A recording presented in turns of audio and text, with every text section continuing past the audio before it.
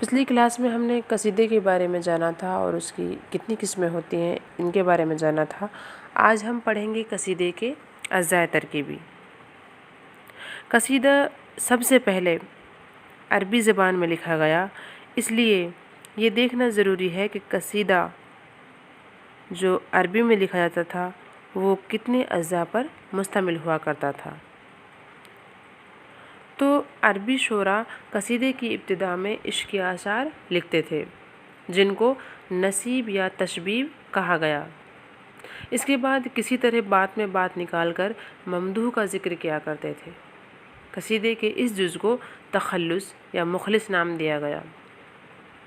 آگے چل کر یہ صنف ایران پہنچی تو فارسی شعراء نے اسے غریز کا نام دیا، اور قصیدے کا تیسرا حصہ جس میں ممدوح کی تعریف ہوتی تھی مدح یا تحمید کہلاتا تھا۔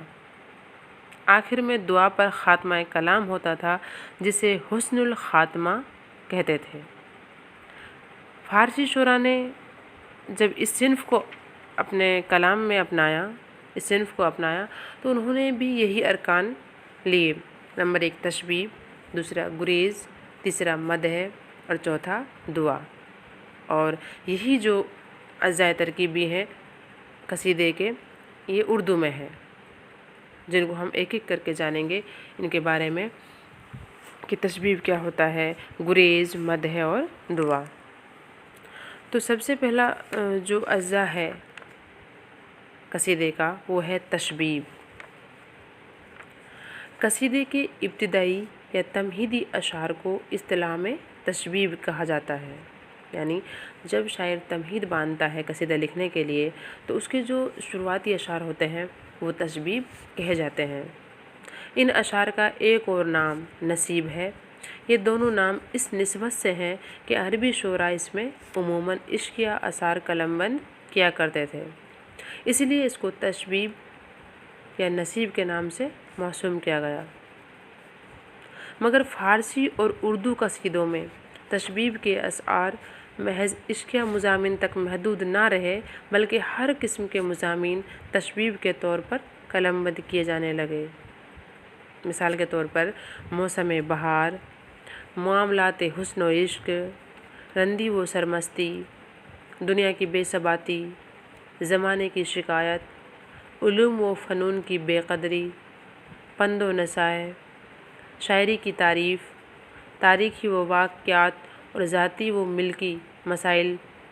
ان کے علاوہ حیات، نظم، منطق، فلسفہ، اخلاق، تصوف، موسیقی اور دیگر علوم و فنون کے تصورات اور اصطلاحات پر بھی اکثر تشبیب کے اشعار کی بنیاد رکھی گئی، اور بعض قصیدہ نگاروں نے تشبیب میں غزل بھی شامل کی۔ اس لحاظ سے دیکھا جائے تو قصیدے کی تعمیر و تشکیل میں تشبیب نے ایک نہایت اہم اور مفید عنصر کا کردار ادا کیا ہے۔ اس سے قصیدے کی معنوی اور موضوعی دنیا وسیع اور متنوع ہوئی۔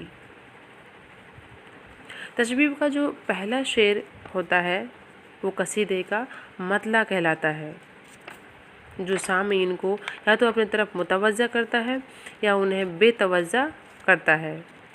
اس لیے قصیدے کے مطلع کے لیے ضرور ہے کہ وہ بلند پایہ اور شگفتہ ہو اور اسے کوئی جدت آمیز خیال کا حامل ہونا چاہیے، تاکہ اسے سنتے ہی ممدوح اور دیگر سامعین فوراً ادھر متوجہ ہو جائیں۔ یعنی تشبیب جو ہے وہ اچھی مانی جاتی ہے یدی وہ اس طریقے کی ہو۔ غالب کا ایک قصیدہ جو ہے بہادر شاہ کی مدح میں ہے، جس کی تشبیب ہاں میں نو سنے ہم اس کا نام نہایت دلکش اور پر اثر ہے، کیونکہ عید کے چاند کی جھکی ہوئی کمر دیکھ کر شاعر کو ایسا لگتا ہے کہ وہ کسی کو عید کا سلام کرنے کے لیے خم ہو گیا ہے، یعنی جھک گیا ہے۔ شاعر پوچھتا ہے اے ہلال عید، تو کس کو جھک کر سلام کر رہا ہے؟ ہاں میں نو سنے ہم اس کا نام جس کو تو جھک کر رہا ہے سلام۔ جواب نہیں ملتا تو کہتا ہے شاید تو خود بھی اس کا نام نہیں جانتا، اور نہیں جانتا تو میں بتاتا ہوں، اس کا نام ہے بہادر شاہ۔ جس کے اشعار ہیں: تو نہیں جانتا تو مجھ سے سن نام شہنشاہ بلند مقام، قبلہ چشم و دل و بہادر شاہ، مظہر ذوالجلال والاکرام۔ ہلال عید کی تجسیم اور مکالماتی انداز نے اس تشبیہ میں ایک ڈرامائی شان پیدا کر دی ہے، اور جو یہ شعر ہیں جو سامعین ہوتے ہیں ان کی جو توجہ ہے وہ ایک دم سے اپنی طرف کھینچ لیتے ہیں، کیونکہ شاعر جو ہے وہ چاند سے کہہ رہا ہے کہ کیونکہ شروعات کا جو چاند ہوتا ہے وہ بالکل ایسے ہوتا ہے جیسے وہ اپنی کمر کو جھکائے ہوئے ہے، اور شاعر کہتا ہے کہ تو کس کو یہ جھک کر سلام کر رہا ہے؟ تو جب اس کو جواب نہیں ملتا تو خود ہی کہتا ہے کہ وہ جو بہادر شاہ ظفر ہیں ان کے لیے سلام کر رہا ہے۔ تو یہ بہت اچھی مثال ہے تشبیب کی، اور جو مثال ایک دم سے اپنی طرف متوجہ کر لے سامعین کو، وہ تشبیب کی بہت اچھی مثال مانی جاتی ہے۔ دوسرے نمبر پر ہے گریز۔ قصیدے کا سب سے نازک حصہ گریز ہے۔ یہ تشبیب اور مدح کے درمیان کی کڑی ہے۔ اصطلاح میں گریز کو دو سرکش بیلوں کو ایک جوئے میں جوتنے سے تعبیر کیا گیا ہے۔ تشبیب اور مدح میں ربط پیدا کرنا اس کا کام ہوتا ہے۔ یہاں شاعر کو اپنے کمالات ہنر کا ثبوت دینا پڑتا ہے۔ بقول ابو محمد سحر کہتے ہیں کہ گریز کا سب سے بڑا حسن یہ خیال کیا جاتا ہے کہ تشبیب کہتے کہتے شاعر مدح کی طرف کس طرح گھوم جائے جس سے بات میں بات پیدا ہو گئی ہو۔ گریز کی یہی وہ خوبی ہے جس کی وجہ سے وہ قصیدے کا مہتمم بالشان حصہ اور شاعر کے کمال کا معیار سمجھا جاتا ہے۔ گریز ایک شعر کے ذریعے بھی ممکن ہے، اور اس کے لیے ایک سے زائد اشعار بھی استعمال کیے جاتے ہیں۔ قصیدہ باب الجنت کی بہاریہ تشبیب کے بعد اپنے سخن کی رنگینی و شیرینی کا ذکر کیا ہے۔ سودا اس کا سبب حضرت علی کی مداحی کو بتایا ہے، اور یہی گریز کا مقام ہے، جس کا شعر ہے مجھے فیض سخن اس کی ہی مداحی کا، ذات پر جس کے مبرہن کونا عز و جل۔ غالب کے ایک قصیدے کی جو تشبیب کا ذکر اوپر ہم نے کیا تھا کہ جس میں وہ ہلال عید سے سوال کرتے ہیں کہ تو کسے جھک کر سلام کر رہا ہے، پھر خود ہی جواب دیتے ہیں کہ بہادر شاہ کو۔ بس بہادر شاہ کا نام آیا اور ان کی مدح کے لیے میدان ہموار ہوا۔ یہ ہے کامیاب گریز کی مثال، یعنی پڑھنے والے کو یا سامعین کو یہ معلوم بھی نہ ہو کہ شاعر کب تشبیب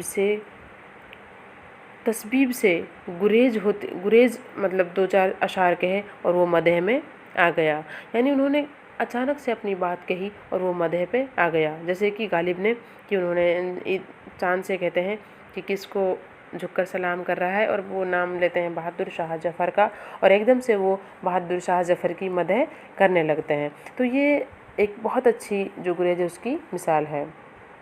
غالب کا ایک قصیدہ حضرت علی کی مدح میں ہے۔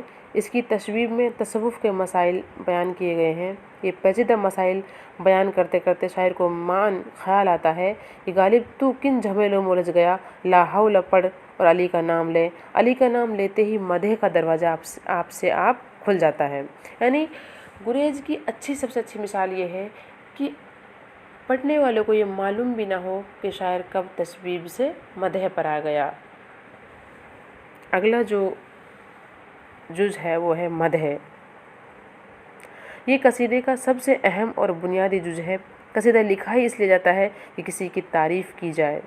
اگر کسی بزرگ یا مذہبی رہنما کی مدح کی جا رہی ہے تو جذبہ عقیدت شاعر سے پرجوش اور پرزور مدح کہلواتا ہے، اور اگر کسی سلطان، نواب یا امیر کی مدح کی جا رہی ہے تو انعام و اکرام حاصل کرنے کی خواہش شاعر کو مجبور کرتی ہے کہ وہ مدح یا سارا جو زور ہے وہ مدح پر ہی صرف کر دے۔ ممدوح کی حیثیت کے مطابق جتنے اوصاف ممکن ہیں وہ سب مبالغے کے ساتھ پیش کیے جاتے ہیں۔ ان اوصاف کا شمار ممکن نہیں، مگر عام طور پر کسی ممدوح میں جو خوبیاں پائی جا سکتی ہیں وہ ہیں شان و شوکت، وضاحت، شرافت، شجاعت، انصاف پرستی، مہمان نوازی وغیرہ۔ اگر ممدوح کوئی مذہبی شخصیت ہے تو فکر و استغنا، راست گفتاری، علمیت، خدا ترسی، کشف و کرامات جیسی خوبیاں اس میں پائی جا سکتی ہیں۔ شاعر انہیں بڑھا چڑھا کر بیان کرتا ہے کیونکہ اس کے بغیر مدح میں زور پیدا نہیں ہوتا۔ اور قصیدے کا جو آخری جز ہے وہ ہے عرض مطلب اور دعا، یعنی قصیدے کا آخری حصہ دعا کہلاتا ہے۔ مدح کے بعد شاعر ممدوح کو درازی عمر یعنی لمبی عمر، افزونی دولت اور ترقی جاہ کی دعا دیتا ہے، اور اس کے ساتھ اکثر یہ بھی ہوتا ہے کہ ممدوح کے دشمنوں اور بدخواہوں کے لیے بد دعا بھی کی جاتی ہے۔ حالانکہ قصیدے کا یہ آخری جز دعا کہلاتا ہے، لیکن عام طور پر یہ دستور رہا ہے کہ دعا سے پہلے شاعر اپنا مقصد و مدعا کبھی کبھی صاف صاف اور کبھی کبھی ڈھکے چھپے لفظوں میں پیش کرتا ہے، اور ممدوح سے صلہ و انعام کی استدعا کرتا ہے، لیکن اس طرح کے ممدوح کو بار خاطر نہ ہو، بلکہ آپ اس کی طبیعت میں وہ صلہ و ستائش پرآمادہ ہو جائے۔ جس طرح یہ ضروری ہے کہ قصیدے کا مطلع ایسا دلکش ہو کہ ممدوح و سامعین کو اپنی طرف متوجہ کر لے، اسی طرح یہ بھی ضروری ہے کہ جن اشعار پر قصیدے کا خاتمہ ہو وہ پر اثر ہوں اور سننے والوں پر گہرا نقش چھوڑ جائیں۔ اس کی مثال ہم دیکھتے ہیں کہ سودا بسنت خاں کی مدح کے بعد کتنی سلیقہ مندی سے اپنا مدعا بیان کرتے ہیں۔ شعر ہے: لیکن نہ سمجھو یہ اس گفتگو سے ہرگز، منظور مجھ کو تیری ہمت کا امتحاں ہو، کس واسطے کہ مجھ کو اتنا ہی چاہے ہے، جامع ہو ایک بر میں کھانے کو نیم نان ہو۔